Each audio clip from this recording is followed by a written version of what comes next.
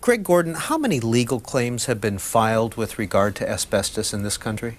You know, no one knows, which is one of the remarkable things about this whole issue. The dimensions of the asbestos problem, which is one of the real colossal tragedies of the 20th century in America and now into the 21st century, are really not known fully. There are projections by public health experts that before it's over, 500,000 workers will be dead of asbestos-related illnesses. Very briefly, what is asbestos and why have there been so many lawsuits filed?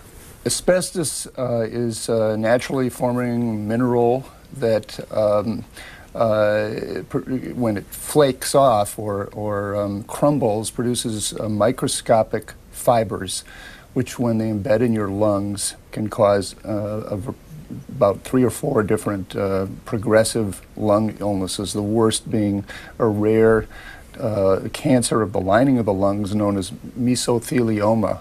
Kills about 2,000 to 3,000 people a year, and it's not curable.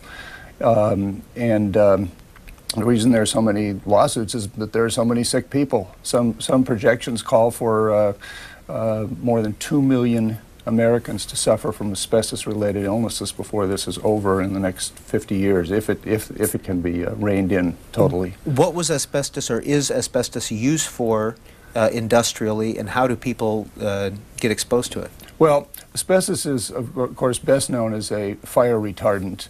It was used in fire retardant sprays inside buildings to protect people in case there's a fire. And it's used in brake pads in cars. It's used in horticultural products because asbestos wasn't really used in the horticultural products. Vermiculite that is mined at four mines in the United States contains veins of asbestos, and this wasn't known for a time, and then it was thought by some that it wasn't anything to worry about, but it turns out that it's also claimed a very large toll of Americans with illnesses now. Okay, what has Congress done? By the way, we're talking about asbestos legislation and lawsuits. If you'd like to dial in, the numbers are on the screen. What has Congress done with regard to asbestos and the lawsuits? Here's the problem. There are now 67 American companies in bankruptcy because of the huge number of asbestos claims. Hundreds of thousands have already been filed. Johns Manville, which was the biggest producer of asbestos products, went bankrupt some 20 years ago, and it has alone received 20,000 claims. I'm sorry, has received 600,000 claims, and a large percentage of those have since been settled. But originally they were going to pay 100 cents on the dollar. They're now paying a nickel on the dollar. So a lot of people today are sick and ending up with very little compensation from the companies that were culpable or that were alleged to be culpable. Has Manville been found culpable? Or just alleged to be? Essentially admitted culpability. It has a trust that pays out to claimants based on certain medical criteria that they must meet. And there are, as I said, 67 other companies that are in bankruptcy, and many, many other companies. The total number of corporate defendants in asbestos litigation is today about 8,400 in the United States. And again, the congressional role. Congress's role has been to try to come up with some kind of a massive settlement that will resolve what is becoming a growing problem, and that is how to take care of these people who are sick, how to compensate their survivors if asbestos shortened their lives. And there have been attempts in Congress for a number of years to try to come up with a global settlement that might sort of mirror that was achieved with the tobacco industry and put into law. This year, there's a great momentum to try to do something, in part, I think, because the business community recognizes that they've got the House, the Senate, and the White House, and that they might be able to get some legislation through that will be a little bit more sympathetic to business than maybe Democratic Congress might have adopted. And the problem is that there's not really enough money, or there hasn't historically been enough money to go around under any scenario to take care of all these people. And so they're trying to come up with something that will at least be more equitable. Today you have lawsuits being resolved in Mississippi for far larger amounts of money, compensation to victims, than, say, in Montana. It's inequitable.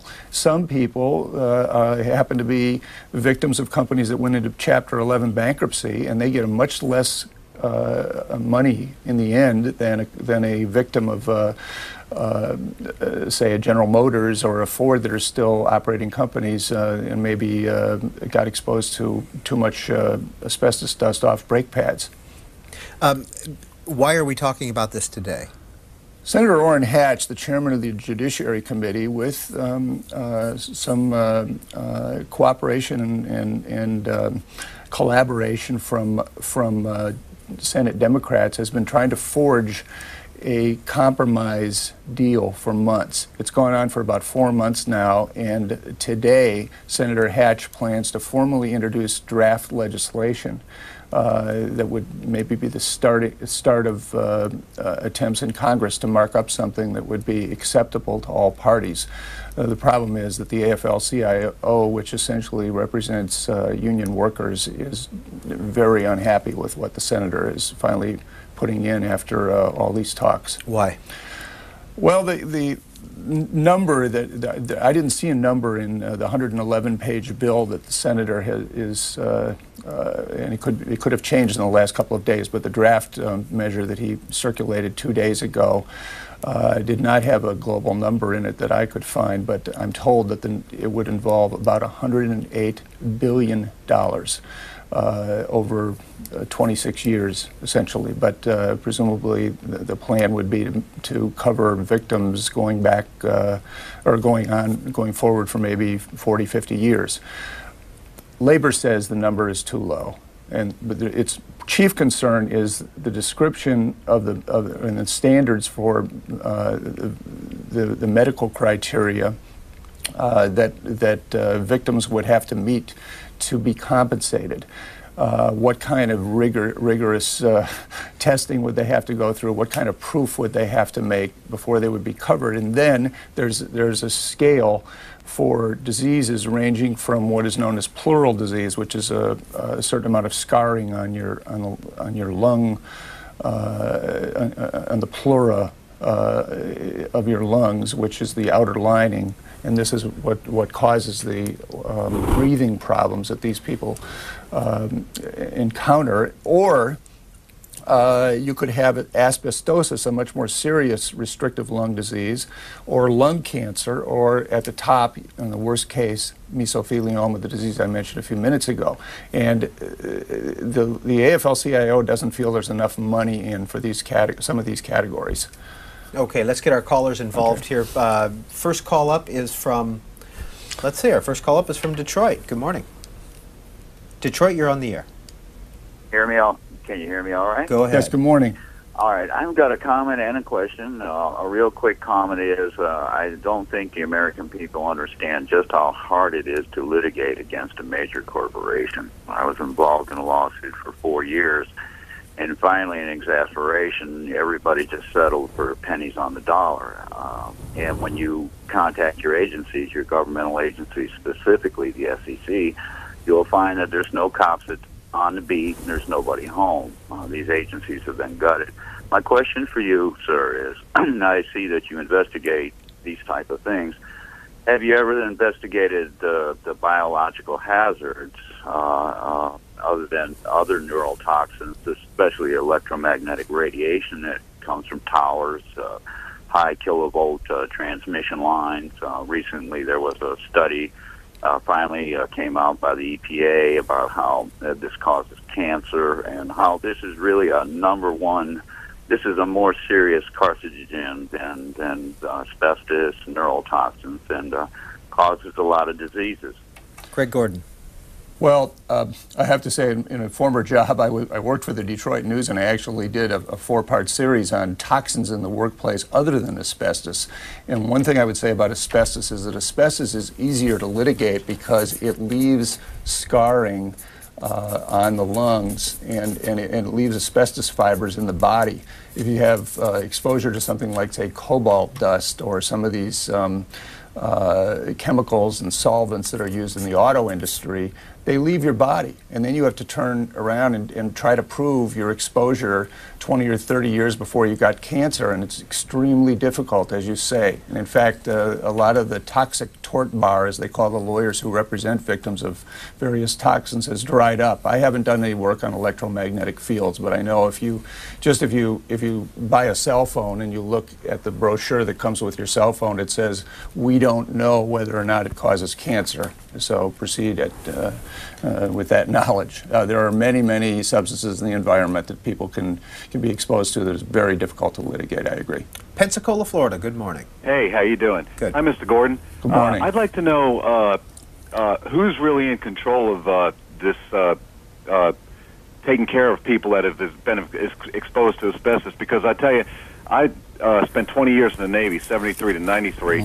I was exposed to asbestos in 73, and it was on my service record all the way up till I retired. In 94, I went to the VA and found out I had asbestosis. Well, I didn't have any symptoms, so I said, well, I'll just wait till I start having symptoms and then I'll file. Well, I started having symptoms in 1998, and I went ahead and went to file, and they told me that you had to file within 2 years, and if you didn't, you were just out of luck. So here I am with the asbestosis, and I can't get a dime from anybody. I can't get anybody to say to do anything. So who's really in charge of this money? Is this the government or the big industries controlling the people like us that are sick and not being able to get any retribution? Caller, who is your suit against, and are you part of a class action? No, like I said, they know exactly who. See, I was tearing down some barracks on NES Pensacola, so they know, it's on my service record, they know exactly who put the asbestos in there. But it doesn't matter because I did not file within the 2 years. In Florida, you have to file within 2 years of being diagnosed. It doesn't matter if you're showing signs or not, and that's basic. It's a trick to me, because like I said, I had no symptoms whatsoever, but now that I do, I can't get any retribution for it. Thanks, caller. This is one of the things that's wrong with the current system, although there will be a similar statute of limitations in the federal legislation if it stays as Senator Hatch has drafted it. And what you describe is a plight or predicament that has hit all too many people. The states have various statute of limitations. Some of them go up to 6 years, which you mentioned in 1992 you were diagnosed and you started having symptoms in 98. But this is one of the problems. And it's also sort of an irony about the current system. The courts are facing or trying to deal with hundreds of thousands of suits that have been filed. And the industry says so many of these suits are filed on behalf of people who aren't sick. Well, the problem is once you develop or your lungs show scarring at the bottom end, where you might have pleural thickening, scarring that causes your pleura to thicken, but you don't have any symptoms yet. Asbestos is a progressive disease, and it takes a while. Sometimes it can take up to 40 years before serious symptoms develop. But you have been diagnosed with an asbestos illness, technically, and you are on notice to file a claim against the defendant's companies that you feel put you in a situation where you were exposed. So you're in a real problem, and the courts have all kinds of cases involving people who aren't sick yet but have an asbestos illness, technically. Next call for Greg Gordon of the Minneapolis Star-Tribune on asbestos comes from DeKalb, Illinois. Democrat. Hello, Mr. Gordon. Good morning. Good morning.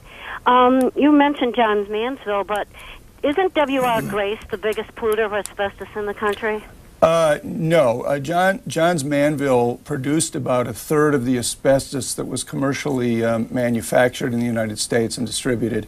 W.R. Grace has had a couple 300,000 claims filed against it for various products it produced, including fire retardant sprays, which I mentioned before, were used for many years in buildings to try to help contain a fire if it broke out. And it also made the vermiculite attic insulation that we have as a current issue now in Minnesota and in states across the country where plants used asbestos-contaminated vermiculite to make a variety of products. And W.R. Grace owned many of those plants or provided the contaminated vermiculite ore to many of those plants. Next call, Greenwood, South Carolina. Good morning. Yes, sir. I was just wondering, I remember when they took all the asbestos out of the schools and the government spent billions of dollars removing this asbestos, only to find out later that as long as it was stationary or undisturbed, it wasn't harmful to anybody. I wonder what else are we going to find out about asbestos I mean, how do you determine who has lung problems from asbestos or from smoking 3 packs of cigarettes a day, or what? Where does it end? Thank you, caller. You have hit on a point of contention in the current negotiations because smoking and asbestos have a certain synergy. In fact, if you are a smoker and you're also exposed to asbestos, your chances of getting lung cancer go up exponentially. In the draft bill that the senator has proposed, a person who smoked or smokes and suffers from lung cancer will get $50,000. A non-smoker who has lung cancer and an asbestos exposure would get $400,000. The AFL-CIO feels that the number for smokers who are exposed to asbestos is way too low and must come up, and in fact that the other number must come up also. But this is the big debate because the AFL-CIO has a number that is tens of billions of dollars higher than the $108 billion that is apparently on the table from industry right now, and the insurance industry, I should add. Both the corporate corporations, corporate defendants, and the insurance industry would be chipping into this big pot. Next call for Greg Gordon is Waupaca, Wisconsin. Good morning. Good morning, and thank you for taking my call. I'm a first-time caller, and C-SPAN is very, very important to me. My husband has been on oxygen. It will be 6 years in August, and he has asbestosis.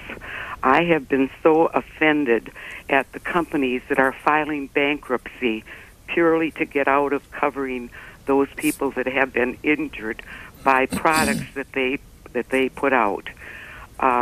Caller, where was your husband exposed to asbestos? My husband was in construction, heavy-duty construction for years, and he was exposed at various places where they had to remove the asbestos. And we know that it was ordered by the government. However, that is not the fault of the client who has the problem now. And I was especially offended when our vice president, who was the CEO of that big company who bought a company that did sell asbestos, and he said that these lawsuits were frivolous. I would like the vice president to see what my husband has to go through. We have oxygen 24/7 in our home. Okay, thanks, caller. Greg Gordon. What you're describing, the emotions that you're describing, the anger, is shared by many Americans, American workers and their families. That's all I can tell you. There are a lot of people very frustrated right now. The idea that they can only get pennies on the dollar, and there's a lot of skepticism about some of these bankruptcies, whether companies were doing this essentially to get out of their responsibilities. When was it discovered that asbestos could be damaging?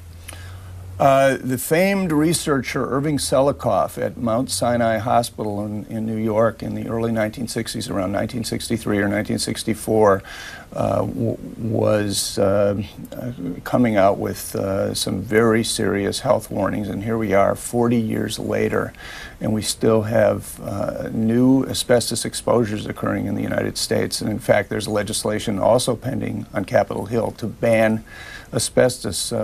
Something in the range of 30 million tons came into or were produced in the United States or imported last year. And who are normal people who aren't involved in heavy-duty construction or tearing it out of schools exposed to asbestos?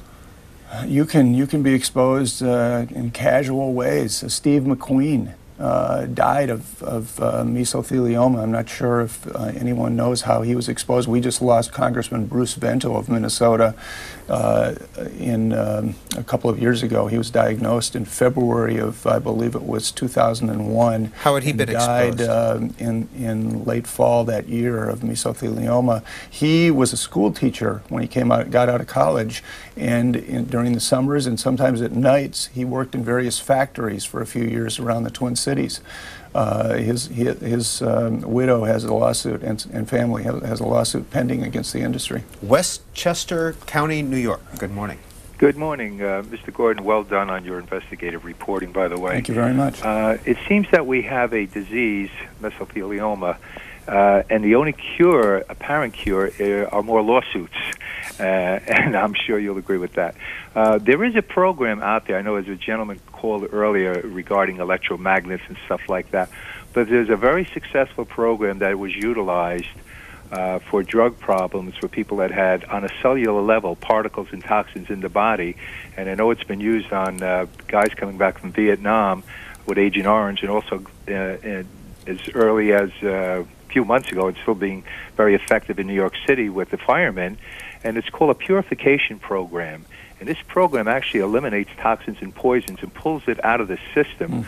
It's a combination of sweat program and medically supervised. And the Church of Scientology is the one that has this program, and it's ongoing for years. And it's got the highest non-recidivity rate in the world when it comes to heroin addicts.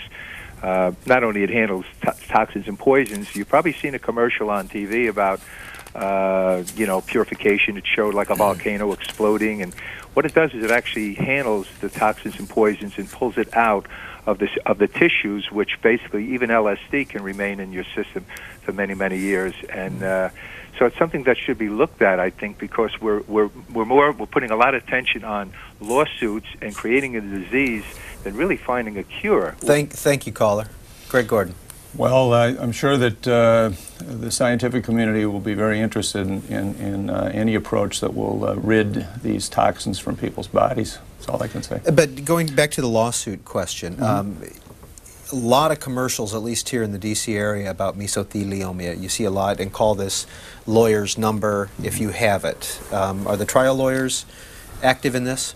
The trial lawyers are in a very interesting position. They're a significant portion, probably a small fraction overall, of the tort bar is devoted entirely to bringing asbestos-related lawsuits. And the lawyers could be the big losers if such a settlement is reached. And that's really the big impetus for the settlement. The Rand Institute for Civil Justice contends that 61 or 60%, I guess it's maybe it's 59 to 61%, somewhere in that range, of the overall costs of asbestos litigation over the last 20, 30 years has been for legal fees, both defense and for the plaintiff's fees. And this means that if a victim wins, say, $1 million for a mesothelioma case, it might, he or she might end up with $667,000 or $600,000, or maybe even only $500,000. Not to say the lawyers take a lot of risk. It's almost all done on contingency.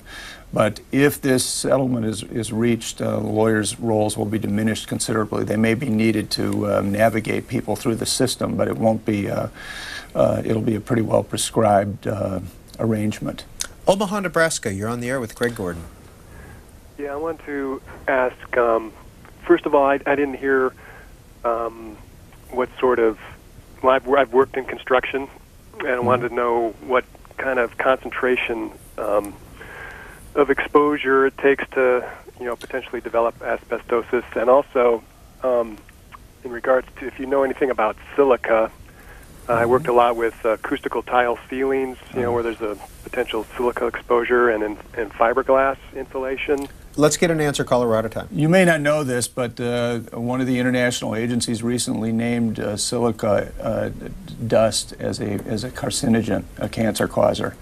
And how much exposure is not really known, except I think for asbestosis probably a fair amount. But mesothelioma, some scientists feel that a casual exposure to asbestos can cause mesothelioma in 20, 30, 40 years later.